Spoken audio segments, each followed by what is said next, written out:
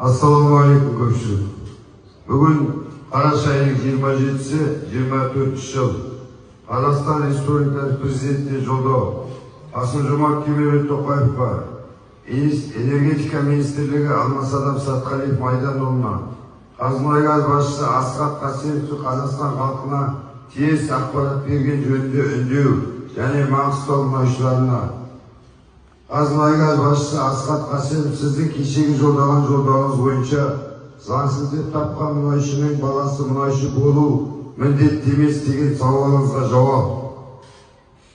Біздің бұл жерде талабымыз Жаңаөзен халқының жұмыссыздық мәселесін жою мақсатында жазған болатынбыз. Және Жаңаөзен қаласының Қазмұнайгаз ұлттық компаниясына қарасты мердігер мекемелерінде жөндеу, груз, тол бұрғылау, МПС сынды мекемелерінің ұжымдық шартында денсаулығы жарамай қалған мұнайшылардың балаларын тікелей штатқа орналастыру қарастырылған.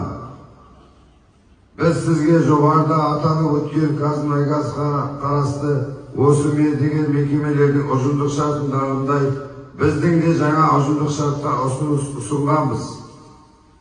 Оны ескермей 2024 жылдың сәуір айындағы жұмысшыларға ескертпей бағыныштық кәсіподақтармен қол қойып жіберген болатын. Өзенмұнайгазға қарасты 14 мекеменің кәсіподағы қол қойып, 3 мекеменің кәсіподағы қол қоймағаны қарсылық білдірген болатын.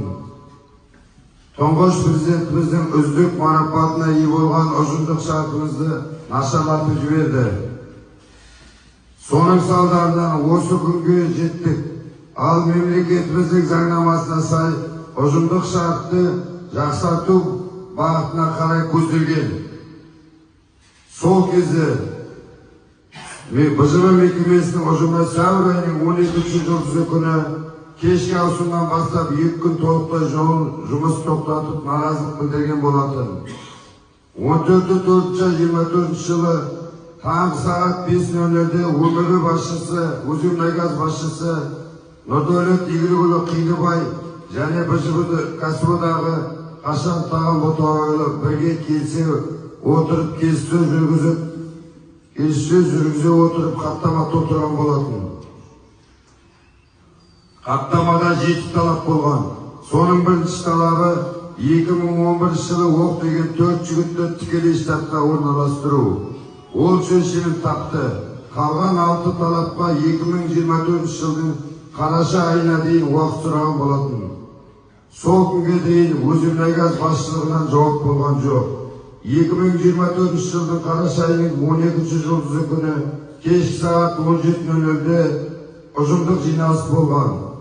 Ол жиналыстың арты оң шешімін таппаған соң қорытындысы наразылыққа ұласты. Себебі Өзенмұнайгаз басшылығы бізге берген уәделерін орындамаған соң жұмысшылар наразылығын жалғастыруда. Нөмір 1 кәсіподақ мүшелері Қазмұнайгаз басшылығымен ешкім хабар келген жоқ. Ұялы телефонмен Ақтау қаласындағы Қазмұнайгаз өкілдігі басшысы Қойманғазы Есқазиев, оның көмекшісі Бекзат Абайдан, одан кейінгі көмекші Өтеев Есен сынды көмекшілер телефон шалып, сізге келіссөзге ешкім бармайды деп айтқан болатын. Жаңаөзен қаласының әкімдігі, облыс әкімдігі де хабарласпайды. Ендігі мәселе, бізді Қазмұнайгаз басшылығы саясатқа итермелеп отыр деген ойдамыз.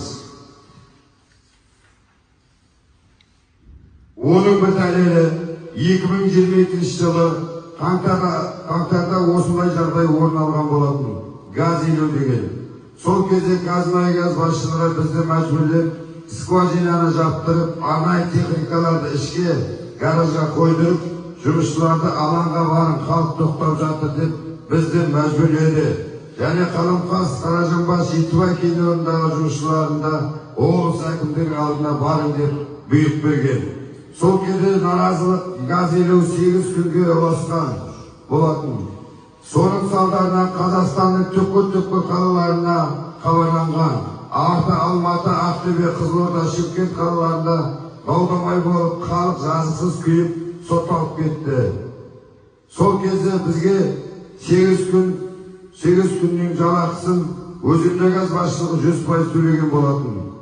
Енді қазіргі кезде әртүрлі қауесет таратып, әртүрлі қудалаулар жасап, мұнайшыларды саясатқа итермелеп отыр.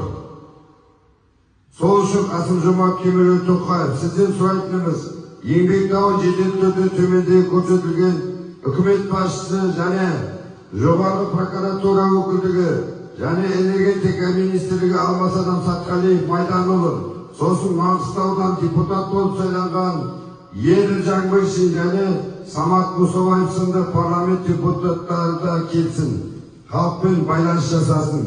Біздің қорқатын және үрейленетін себебіміз 2022 жылғы қаңтардағы болған оқиға қайталана ма деп күдіктеніп отырмыз. Құрметті мемлекет президенті Қасым-Жомарт Кемелұлы Тоқаев, мына болып жатқан еңбек дауын жедел түрде оң шешім табуыңызды сұраймын.